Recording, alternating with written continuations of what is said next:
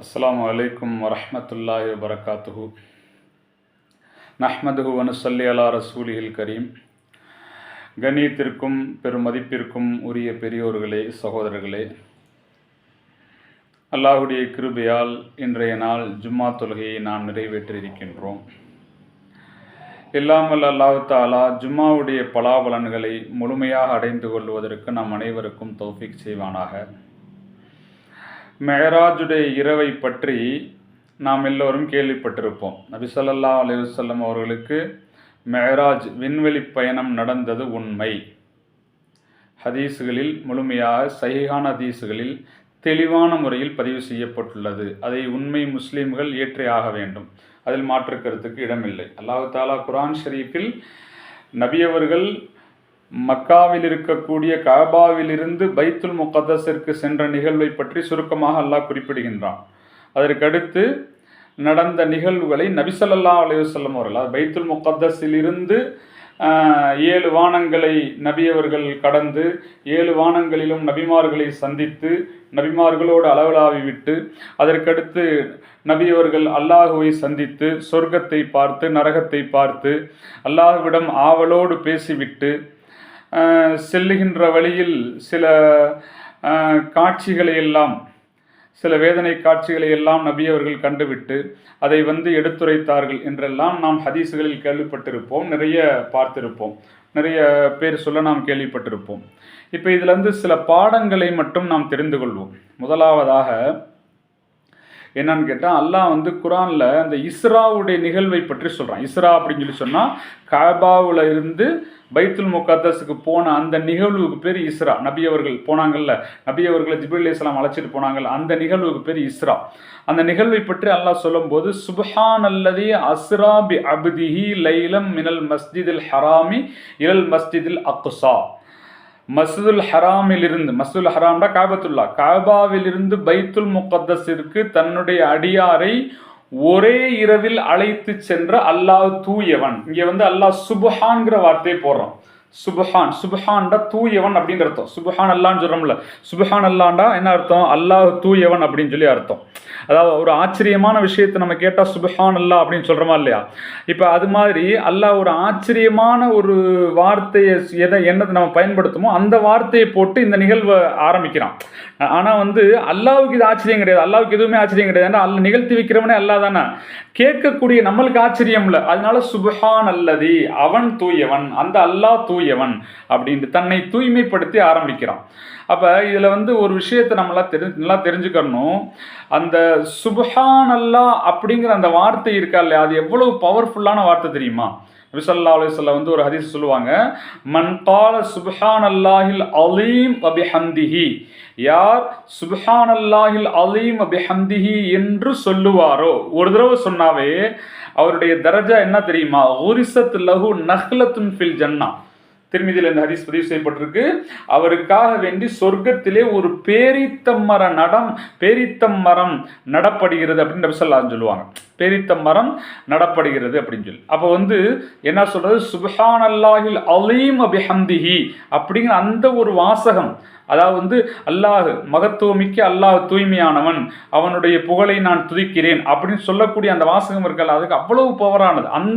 அந்த சுப்ஹான்கிற வார்த்தையை இந்த இஸ்ராவுடைய நிகழ்வுக்கு அல்லாஹ் சொல்றான். அதே மாதிரி இன்னொரு ஹதீஸ்ல நபி ஸல்லல்லாஹு அலைஹி சொல்லுவாங்க, நம்ம ஒரு நாளைக்கு எவ்வளோ பாவம் செய்கிறோம்.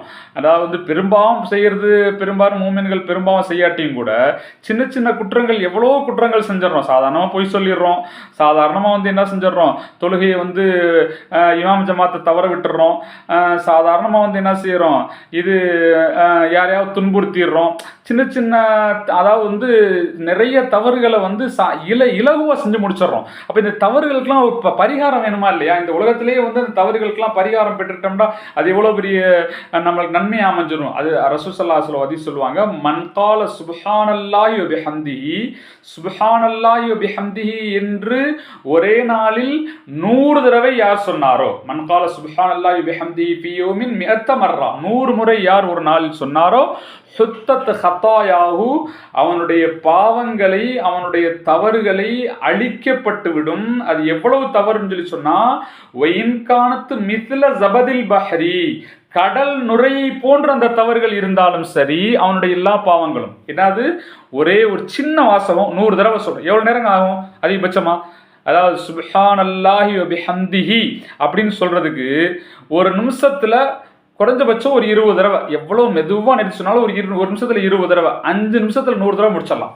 5 நிமிஷத்தில் 100 தடவை யார் சொல்கிறாரோ அவருக்கு அவர் கடல் நுரையை போன்று பாவங்கள் செய்திருந்தாலும் அவருடைய பாவங்கள் அழிக்கப்பட்டு விடும் என்று நபி ஸல்லல்லாஹு அலைஹி வஸல்லம் சொல்லுவாங்க. அப்போ திக்ரு அதாவது இந்த இரவில் நம்ம ரொம்ப, அதாவது இந்த இரவுன்னு சொன்னால் இந்த இரவில் தான் மேராஜ் ஏற்பட்டதா அப்படிங்கிறதுல உலமாக்களிடையே மார்க்க அறிஞர்களிடையே கருத்து வேறுபாடு இருக்குது. நம்ம இந்த இரவுங்கிறது நம்ம குறிப்பிட்டு சொல்லலை, ஆனால் மேராஜ் ஏற்பட்டது உண்மை, அதில் எந்த மாற்று கருத்தும் இல்லை. இப்போ இதில் திக்ரை நம்ம என்ன செய்யணும், வலியுறுத்தணும். பொதுவாக அதாவது அந்த இடத்துல வலியுறுத்துறோம். ஒரு மனிதர் ரசூல் ஸல்லல்லாஹு அலைஹி வஸல்லம் கேட்கிறார், யா ரசூலல்லாஹ், இது இன்ன ஷராஇயல் இஸ்லாமிய கது கத்ரத் அலைய, யா ரசூலல்லாஹ், அல்லாஹ்வுடைய தூதரே, இஸ்லாத்துடைய சட்டத்திட்டங்கள் என் மீது நிறைய அதிகமாயிருச்சு, அதை ஃபாலோ பண்ண முடியல அப்படிங்கிற மாதிரி. அதாவது சொல்றாரு, ஃபஅக்பிர்னி பிஷைஇன் அத்தஷப்பது பிஹி, நான் வலுவாக பற்றி பிடித்து கொள்ளக்கூடிய ஒரு காரியத்தை எனக்கு சொல்லித்தார்கள் அப்படின்னு சொல்லி சொன்னப்ப நபி ஸல்லல்லாஹு அலைஹி வஸல்லம் சொன்னாங்க, லா யஸாலு லிசானுக ரத்பன் மின் திக்ரில்லாஹ், அல்லாஹ்வுடைய திக்ரினால் உன்னுடைய நாவு நனைந்து கொண்டே இருக்கட்டும் அப்படின்னு சொல்லி நபி ஸல்லல்லாஹு அலைஹி வஸல்லம் சொன்னாங்க. அப்போ அல்லாஹ்வுடைய திக்ருனால நம்ம நாவும் நினைஞ்சுக்கிட்டே இருக்கணும். அப்போ திக்ருடைய வாசகத்தில் ரொம்ப மேன்மை மிக்க ஒரு வாசகம் சுப்ஹான் அல்லாஹ் அப்படின்னு சொல்றது. அந்த சுப்ஹான் அல்லாஹ்னா அல்லாஹ் தூயவன் அர்த்தம். அந்த சுப்ஹான்கிற வார்த்தையை சொல்லி அல்லாஹ் இந்த நிகழ்வு, இஸ்ராவுடைய நிகழ்வை பதிவு செய்கிறார். அதான் இங்கே நம்மளுக்கு மெயின் விஷயம். அடுத்து ரெண்டாவது, அதாவது இதில் கிடைக்கக்கூடிய இன்னொரு முக்கியமான பாடம், இந்த மேராஜுடைய இரவில் கிடைக்கக்கூடிய முக்கியமான பாடம் என்னன்னு கேட்டால், அல்லாஹுவிற்கு அடியாராக இருப்பதின் சிறப்பு. அல்லாஹ் இந்த நிகழ்வு சொல்ற, எப்படி சொல்றது தெரியுங்களா? சுப்ஹானல்லதி அஸ்ரா பி அப்திஹி, அல்லாஹ் தன்னுடைய அடியாரை இரவில் அழைத்து சென்றான் அப்படின்னு சொல்றான். தன்னுடைய ரசூல்னு சொல்லி சொல்லல, அல்லாஹ் தன்னுடைய அடியாரை அப்படின்னு சொல்லி சொல்றான். அப்ப அல்லாஹ்வுக்கு அடிமையா இருப்பதை விட ஒரு பெரிய சிறப்பு இந்த அடியானுக்கு வேற எதுவுமே இருக்க போறதில்லை. அது ஒரு பெரிய சிறப்பு. பொதுவாகவே எடுத்துக்கிட்டா அல்லாஹ் எல்லா படைப்புகளுக்கும் அல்லாஹ் தான் எஜமானன். அந்த எல்லா படைப்புகளுமே அல்லாஹ்விற்கு அடியார்கள். ஏன்னா அல்லாஹ் குர்ஆன்ல சொல்றான், இன் குல்லு மன்ஃபிஸ் சமாவாத்தி வல்லர்தி, வானங்கள்லையும் பூமியிலே இருக்கக்கூடிய எல்லாமே இல்லா ஆத்திர் ரஹ்மான் அப்தா, இறைவனிடத்தில் அடியாராக வந்தே தீருவார்கள், அடியாராகத்தான் இருக்கிறார்கள் அப்படின்னு அல்லாஹ் சொல்லிட்டான். இருந்தாலும் கூட அல்லாஹ் சில பேர்த்த மட்டும் தன்னோட இணைச்சு சொல்றான், அல்லாஹ்வுடைய அடியார்கள் அப்படின்னு சொல்றான், இபாதுர் ரஹ்மான் அப்படின்னு சொல்றான், குறிப்பா சொல்றான் இபாதுர் ரஹ்மான். அப்ப அல்லாஹ்வுடைய அடிமைகள் அப்படின்னு சொல்றான். யார சொல்றான் தெரியுங்களா? அல்லாஹ் குர்ஆன்ல சொல்றான், இபாதுர் ரஹ்மான் இல்லதீன யம்ஷூன அலல் அர்தி ஹௌனா. அல்லாஹ் சொல்றான் அல்லாஹ்வுடைய அடியார்கள் எப்படி இருப்பாங்கடா? எல்லாமே அல்லாஹ்வுடைய அடியார்கள் தான். நம்ம மேல முதல்ல சொன்ன வசனத்தின்படி உலகத்தில் இருக்கக்கூடிய எல்லாமே அல்லாஹ்வுடைய அடியார்கள், அதில் மாற்று கருத்து இல்லை. ஆனா குறிப்பா அல்லாஹ் தன்னுடைய அடியார்கள் யார சொல்றான் தெரியுங்களா? யம்ஷூன அலல் அர்தி ஹௌனா, பூமியில் பணிவாக நடப்பார்கள் அப்படின்றான். அது பாருங்க, பூமியில பணிவாக நடக்கக்கூடியவர்கள் அல்லாஹ்வுடைய பிரத்யேகமான அடியார்கள். அதான் இங்கே மெயின் விஷயம், பிரத்யேகமான குறிப்பான அடியார்கள். அது சொல்லிட்டு இன்னொரு தொடர்ந்து அந்த வசனத்தை சொல்றான்லாம், வைதா ஹாத்தபஹுமுல் ஜாஹிலூன காலு சலாமா, அறிவியினர்கள் அவர்களிடத்தில் உரையாடினால், அறிவியினர்கள் அந்த அல்லாஹ்வுடைய அடியார்கள்ட்ட அறிவு கட்டவங்க யாராவது பேசினாங்கன்னு சொன்னா காலு சலாமா, போயிட்டாப்பா சலாம் அலைக்கம்பா அப்படின்ட்டு போயிடுவாங்க. சமாதான வார்த்தையோடு போயிடுவாங்க, இல்லாட்டி சலாம் அலைக்கம்னு சொல்லிட்டு போயிடுவாங்க அப்படிங்கிற மாதிரி அர்த்தம். கண்ணியத்திற்குரியவர்களே, அப்ப அல்லாஹ்வுக்கு அடியாராக இருப்பது நமக்கு கிடைத்திருக்கக்கூடிய ஒரு பெரிய பாக்கியம் அப்படின்னு சொல்லி தெரிய வருது. ஏன்டா ஒரு முக்கியமான நிகழ்வு பத்தி அல்லாஹ் சொல்லும் போது என்ன சொல்றான்? தன்னுடைய அடியாரை அல்லாஹ் கூட்டி சென்றான் அப்படின்னு சொல்லி சொல்றான். அப்ப நபி அவர்களை அடியார்னு சொல்றது நபி அவர்களுக்கும் பிடித்தமான விஷயம். அல்லாஹ் ஏண்டா நபி ஸல்லல்லாஹு அலைஹி வஸல்லம் ஒரு இடத்துல சொல்லும்போது சொல்லுவாங்க, இது நபி அவங்க இரவெல்லாம் நின்று வணங்கி கால்கள் சுரந்து போயிருக்கும்போது ஆயிஷா அம்மா சொல்லுவாங்க, யா ரசூலல்லாஹ், தங்களுடைய முன்பின் பாவங்கள் எல்லாம் மன்னிக்கப்பட்டு விட்டது, இந்த அளவுக்கு தாங்கள் நின்று வணங்க வேண்டுமா அப்படின்னு சொன்னதுக்கு ரசூல் ஸல்லல்லாஹு அலைஹி வஸல்லம் சொன்னாங்க, அஃபலா அகூனு அபுதன் ஷக்கூரா, நான் நன்றியுள்ள அடியாராக ஆக வேண்டாமா அப்படின்னு சொல்லி நபி ஸல்லல்லாஹு அலைஹி வஸல்லம் கேட்டாங்க. அப்ப நன்றியுள்ள அடியாராக ஆக வேண்டாம். அப்ப அடியார்ங்கிற வார்த்தை தான் நபி ஸல்லல்லாஹு அலைஹி வஸல்லம் அவர்களுக்கு மிக மிக பிடித்த வார்த்தை அப்படிங்கிறது இங்க நம்ம மனசுல என்ன நல்லா பதிய வைக்கணும். அடுத்து இதுல கிடைக்க இந்த மேராஜுடைய இரவில் கிடைக்கக்கூடிய இன்னொரு முக்கியமான ஒரு பாடம் என்ன தெரியுமா? நபிமார்கள் அனைவரும் சகோதரர்கள். என்னான்னு கேட்டால் எல்லாருடைய மார்க்கமும் ஒன்று தான். மூசா அலைஹிஸ்ஸலாம் அவர்கள் கொண்டு வந்த மார்க்கம் ஒன்று தான். ஈசா அலைஹிஸ்ஸலாம் அவர்கள் கொண்டு வந்த எல்லாருடைய மார்க்கம் ஒன்று தான். அவர்களுடைய பிரிவு சட்டங்கள் தான் வேற இருந்துச்சு. எல்லாரும் கொண்டு வந்த தீனம் ஒன்று தான். எல்லாமே லா இலாஹ இல்லல்லாஹ் தான் சொன்னாங்க. அதில் தான் அவங்களுக்கு மாற்று கருத்து இருந்துச்சா? எந்த நபியாவது நவுது பில்லா அல்லாஹ்வோடு இன்னொரு கடவுளை சேர்க்கலாம்னு சொன்னாங்களா? இன்னொரு கடவுளை இணையாக்குனாங்களா? எந்த நபியும் சொல்ல. எல்லா நபியும் லா இலாஹ இல்லல்லாஹ், வணக்கத்திற்குரிய நாயன் அல்லாஹ்வை தவிர வேறு யாரும் இல்லை என்பதில் உறுதியோடு இருந்தார்கள். இதில் முக்கியமான ஹைலைட் என்னாண்டா, எல்லா நபிமார்களுக்கும் தலைவர் நபி ஸல்லல்லாஹு அலைஹி வஸல்லம். எல்லா நபிமார்களுக்கும் தலைவர் யார் அப்படின்னா நபி ஸல்லல்லாஹு அலைஹி வஸல்லம். அதை இந்த இரவில் அல்லாஹ் காட்டி தந்தான். எப்படின்னு சொல்லி சொன்னா, பைத்துல் முகத்தஸில் எல்லா நபிமார்களுக்கும் அல்லாஹ் தஆலா இமாமாக நபி ஸல்லல்லாஹு அலைஹி வஸல்லம் அவர்களை அனுப்பி வைத்தான். நல்லா கவனிக்கணும். எல்லா நபிமார்களையும் ஏற்றுக்கொள்ள வேண்டும். எல்லா நபிமார்களும் சகோதரர்கள். நபி அவங்களே சொல்லிட்டாங்க, எல்லா நபிமார்களும் ஒரே தந்தையுடைய பிள்ளைகள் அப்படின்னு சொல்லிட்டாங்க. அப்போ எல்லா நபிமாரும், ஆனால் அவங்களுடைய மார்க்கம் ஒன்று தான். எல்லாருடைய மார்க்கம் லா இலாஹ இல்லல்லாஹ் தான், தௌஹீதுடைய கொள்கை தான் எல்லாருடைய மார்க்கம் என்பதை புரிந்து கொள்ள வேண்டும். எந்த நபியும் நாம் புறக்கணித்து விடக்கூடாது. எல்லா நபிமார்களுக்கும் தலைவர் முஹம்மது ஸல்லல்லாஹு அலைஹி வஸல்லம் என்பதை நாம் நன்றாக மனதில் எடுத்துக்கொள்ள வேண்டும். அடுத்ததாக இந்த அல்லாஹ் மேராஜுக்கு நபியவங்களை கூட்டிட்டு போனது நபியவர்களுக்குரிய உயர்வான ஸ்தானத்தை இங்கே நாம் புரிந்து கொள்ள வேண்டும். அதாவது எல்லா நபிமார்களுக்கும் வழங்கியதை விட கூடுதல் சிறப்பை அல்லாஹ் நபியவர்களுக்கு வழங்கினான். அல்லாஹ் குர்ஆன்ல சொல்றான், வலசௌஃப யுஅதீக ரப்புக ஃபதர்தா, உங்களுடைய ரப்பு விரைவில் அதிவிரைவில் உங்களுக்கு வழங்குவான், நீங்கள் அதை பொருந்திக் கொள்வீர்கள் அப்படின்னு சொல்லி அல்லாஹ் நபி ஸல்லல்லாஹு அலைஹி வஸல்லம் அவர்களை பார்த்து சொன்னான். அல்லாஹ் தஆலா நபி ஸல்லல்லாஹு அலைஹி வஸல்லம் அவர்களுக்கு மேராஜ் என்ற அந்த விண்வெளி பயணத்தை விண்வெளி பயணத்தில் நபியவர்களை அழைத்து கண்ணியப்படுத்தினான். மற்ற நபிமார்களிடத்திலெல்லாம் வானிலிருந்து அல்லாஹ் பேசினான். ஆனால் நபியவர்களை மட்டும் தன்னுடைய இடத்திற்கே விருந்தாளியாக அழைத்து நபியவர்களை கண்ணியப்படுத்தினான். அப்ப இங்க உயர்வான ஸ்தானம் இந்த அதாவது மேராஜுடைய நிகழ்வின் மூலம் நமக்கு தெரிய வருகிறது. அடுத்து தொழுகையினுடைய பெரிய மதிப்பு இந்த இடத்தில் உணர்த்தப்படுகிறது. அதாவது எல்லா அமல்களையும் அல்லாஹ் தஆலா என்ன செஞ்சான், ஜிப்ரீல் அலைஹிஸ்ஸலாம் அவர்களின் மூலமாக நபியவர்களுக்கு கற்றுக் கொடுத்தான், நபியவர்களுக்கு தெரியப்படுத்தினான். ஆனால் தொழுகை கடமையானது மட்டும் அல்லாஹ் நேரடியாக தன்னிடத்தில் அழைத்து நபி ஸல்லல்லாஹு அலைஹி வஸல்லம் அவர்களுக்கு என்ன செஞ்சான், கடமையாக்கினான். தொழுகை என்பது அதாவது கலிமா சொன்னதற்கு பின்னால் அஷ்ஹது அல்லா இலாஹ இல்லல்லாஹ் அஷ்ஹது அன்ன முஹம்மதர் ரசூலுல்லாஹ் என்ற கலிமா சொன்னதற்கு பின்னால் ஒரு மனிதனுடைய அதிமுக்கியமான கடமை தொழுகை. தொழுகை மார்க்கத்தினுடைய தூண். தொழுகை அடியானுக்கும் இறைவனுக்கும் இடையே இணைப்பு பாலமாக இருக்கக்கூடியது. நாளை மறுமை நாள் கியாமத் நாளில் அடியார்களிடத்தில் கேட்கப்படக்கூடிய கேள்விகளில் முதல் கேள்வி தொழுகை பற்றித்தான். இந்த இரவில்தான், இந்த மேராஜுடைய இரவில்தான் நபி ஸல்லல்லாஹு அலைஹி வஸல்லம் அவர்களுக்கு அல்லாஹ் தஆலா ஜிப்ரீலினுடைய எந்த விதமான துணை சாதனம் துணையும் இன்றி நேரடியாக அல்லாஹ் நபியவர்களுக்கு தொழுகையை கடமையாக்கினான். கண்ணியத்திற்குரியவர்களே, 5 வக்து தொழுகைகளுக்கு 50 வக்து தொழுகைகளுக்குரிய கூலி அல்லாஹ் தஆலா நிரப்பமாக கொடுத்தான். அடுத்தது இந்த இரவில் கவனிக்க வேண்டிய இன்னொரு அம்சம் என்னண்டா, முன்னோர்களுடைய செய்திகளின் மூலம் பலனடைவது கட்டாய கடமை. முன்னோர்கள் சில நல்ல விஷயங்கள் சொல்கிறாங்கன்னா அதை எடுத்துக்கொள்ள வேண்டும், அதன் மூலம் பலன் பெற்றுக்கொள்ள வேண்டும். ஏன்னு கேட்டால், ஜிப்ரீல் நபி ஸல்லல்லாஹு அலைஹி வஸல்லம் அல்லாஹ்ட்ட போய் உரையாடிட்டு வரும்போது 50 வக்து தொழுகையை வாங்கிட்டு வர்றாங்க. 50 வக்து தொழுகையை வாங்கிட்டு வரும்போது மூசா அலைஹிஸ்ஸலாத்தை சந்திக்கிறாங்க. 6வது வானத்தில் மூசா அலைஹிஸ்ஸலாம் தான். மூசா அலைஹிஸ்ஸலாம் சொல்கிறாங்க, எனக்கு அல்லாஹ் 50 வக்து தொழுகையை கொடுத்துட்டான் அப்படின்னு சொல்லி சொன்னப்போ மூசா அலைஹிஸ்ஸலாம் சொல்கிறாங்க, உங்களுடைய உம்மத்து 50 வக்து தொழுகைகளை அவர்களால் தொழ முடியாது. ஏன்டா என்னுடைய உம்மத்தில் நான் பாடாப்பட்டேன், 50 வக்து தொழுகை உம்மத்து தொழ மாட்டாங்க, போய் குறைச்சி வாங்கிட்டு வாங்கன்னு சொன்னோன்னே அல்லாஹ்ட்ட போய் குறைச்சி கேட்குறாங்க. 40 அல்லாஹ் கொடுத்தான். அதுக்கடுத்து 30 திரும்பவும் குறைச்சி வாங்கிட்டு சொல்கிறாங்க. அடுத்து 30 அப்படியே குறைச்சி 5 வக்து தொழுகையை அல்லாஹ் தஆலாவிடமிருந்து நபி ஸல்லல்லாஹு அலைஹி வஸல்லம் அவர்கள் வாங்கி வந்தார்கள். இதில் என்ன பெரிய விஷயம்னு கேட்டால், நபி அவர்களுக்கு முன்னால் நபியாக வந்தவர்கள் மூசா அலைஹிஸ்ஸலாம் அவர்கள்.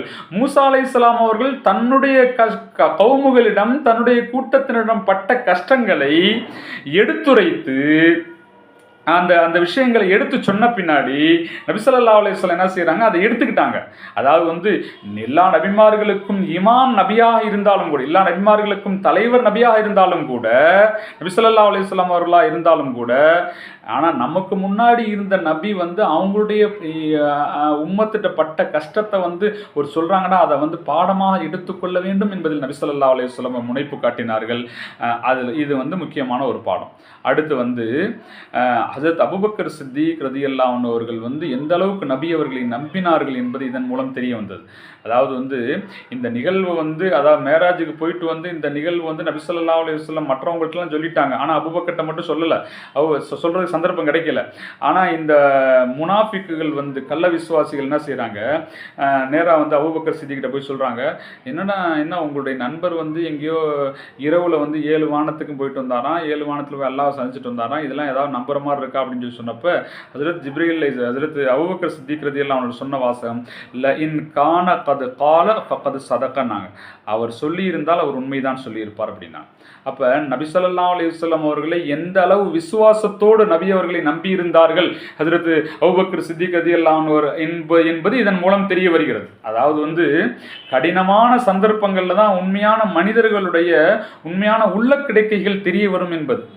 அதாவது இது ஒரு இக்கட்டான சூழ்நிலை, அது யாருமே நம்ப மாட்டாங்கிற ஒரு சூழ்நிலை இருக்கும்போது ஹஜ்ரத் அபூபக்கர் சித்திக் ரலியல்லாஹு அன்ஹு நம்பினாங்கன்னு சொன்னால் அப்போ எந்த அளவுக்கு அவங்க வந்து நபி அவர்கள் மீது உண்மையான பாசமும் உண்மையான நம்பிக்கையும் வைத்திருந்திருப்பார்கள் என்பது இதன் மூலம் தெரிவது. அதுக்கடுத்து வந்து இதில் இன்னொரு பாடம் என்னன்னு கேட்டால், ஹக்கின் மீது நிலைத்திருக்க வேண்டும், சத்தியத்தின் மீது நிலைத்திருக்க வேண்டும் அப்படின்னு சொல்லி இதெல்லாம் தெரிய வருது. என்னான்னு கேட்டால், மேராஜுடைய நிகழ்வு நபி ஸல்லல்லாஹு அலைஹி வஸல்லம் சொல்லும்போது சொல்கிறாங்க, ஒரு இடத்துல வந்து கஸ்தூரியை விட நறுமணம் வீசிக்கொண்டிருந்தது, அது என்னான்னு சொல்லி கேட்டப்ப ஜிப்ரீல் அலைஹிஸ்ஸலாம் வந்து அதை பற்றி சொல்கிறாங்க. இந்த ஹதீஸ் வந்து அஹ்மதில் பதிவு செய்யப்பட்டிருக்கு. இந்த இடத்துல வந்து ஒரு பெண்மணி அடக்கம் செய்யப்பட்டிருக்காங்க, மாஷித்தா அப்படிங்கிற அந்த பெண்மணி. மாஷித்தா அந்த பெண்மணி யாருன்னு கேட்டால், ஃபிரௌனுடைய அவையில் ஃபிரௌனுடைய குடும்பத்து பெண்களுக்கு தலைவாரி விடக்கூடிய பெண்மணி மாஷித்தாங்கிற பெண்மணி. அந்த மாஷித்தாங்கிற பெண்மணி வந்து என்ன செஞ்சாங்கன்னு சொன்னால், ஒரு நாள் வந்து ஃபிரௌனுடைய குடும்பத்து ஒரு பெண்ணுக்கு தலை சீவி விட்டுக்கிட்டே இருக்கும்போது சீப்பு கீழே விழுந்துருச்சு. சீப்பு கீழே விழுந்தோன்னா அந்த சீப்பை பிஸ்மில்லான்னு சொல்லி எடுக்கிறாங்க. அப்போ அந்த ஃபிரௌனுடைய குடும்பத்து பெண்ணு கேட்குறாங்க, பிஸ்மில்லாவா? பிஸ்மில்லான்னா அல்லாஹ்வுடைய பெயரை கொண்டு எடுக்கிறேன் நீ சொல்கிறையே, நீ யாரை அல்லான்னு சொல்கிற? எங்கள் ஃபிரௌனை தானே அல்லான்னு சொல்லி சொல்கிற, எங்கள் தகப்பனார் ஃபிரௌனை தானே அல்லான்னு சொல்லி சொல்கிற அப்படின்னு கேட்டதுக்கு, இல்லை உங்கள் தகப்பனாரையும் என்னையும் உன்னையும் எல்லோரையும் படைத்த அந்த மூசா அலைஹிஸ்ஸலாம் அவர்கள் சொல்லக்கூடிய அந்த இறைவனைத்தான் நான் இறைவன் என்று சொல்லுகிறேன், அல்லாஹ் என்று சொல்லுகிறேன் அப்படின்னு சொன்னப்போ இந்த செய்தி ஃபிரௌன்ட்ட போது ஃபிரௌன் வந்து கடுமையான தண்டனை கொடுக்குறான். அவன் கேட்குறான், என்ன கேட்குறான், நீ யாரை என்னைய அல்லான்னு ஏற்றுக்க மாட்டேயான்னு சொன்னப்போ உன்னைய நான் அல்லான்னு ஏற்றுக்க மாட்டேன் அப்படின்னு சொன்னோன்னே அந்த ஃபிரௌன் எவ்வளவு கொடுங்கொன்மையாக நடந்துக்கிட்டான்னு சொல்லி சொன்னால், அந்த மாஷித்தாவுடைய கணவர் உட்பட அவருடைய பிள்ளைகள் எல்லோரையும் நெருப்பு அதாவது காய்ச்சிய அந்த கொப்பரைக்குள் எண்ணெய் கொப்பரைக்குள்ளே போட்டு எல்லாத்தையும் அப்படியே மூழ்கடிச்சு எல்லாத்தையும் சாவடிச்சிட்டான், எல்லாத்தையும் ஷஹீதாக்கிட்டான். அதுக்கடுத்து வந்து எந்த அளவுக்குன்னா மாஷித்தா வந்து தன்னுடைய பச்சிலம் குழந்தையை பால் குடிக்கக்கூடிய அந்த குழந்தையை வைத்து கொண்டு நிற்கிறார் மாஷித்தா. அந்த நேரத்தில் அவர் ஹக்க சொல்லிட்டு இருந்தார், அல்லாஹ் ஒருத்தன் தான் அப்படிங்கிறதுல உறுதியாக இருந்தார். கொஞ்சம் கூட அந்த பெண்மணி மனம் தளரவே இல்லை. அந்த பெண்மணி கடைசியில் அவன் வந்து இவங்க 2 பேர்த்தையும் வந்து அந்த எண்ணெய் கொப்பரைக்குள்ளே போட போகும்போது அவன் கேட்குறான், ஃபிரௌன் கேட்குறான், உன்னுடைய அதாவது அந்த பெண்மணி சொல்கிறாங்க, என்னுடைய கடைசி ஆசை ஒன்று, அதை மட்டும் நிறைவேற்றுது. என்னான்னு சொல்லி சொன்னால், நாங்கள் எல்லாம் எங்கள் எல்லாத்தையும் தீயில் அந்த இதில் எண்ணெய் கொப்பரைக்குள்ளே போட்டு எங்களுடைய எல்லாத்துடைய எலும்பையும் ஒன்று சேர்த்து ஒரே இடத்துல புதைச்சிரு, அதை மட்டும் எனக்கு செய்யுன்னு சொல்லி சொன்னப்போ அதே மாதிரி அவன் வந்து கடைசி ஆசை அந்த ஃபிரௌன் நிறைவேற்றி வச்சான்.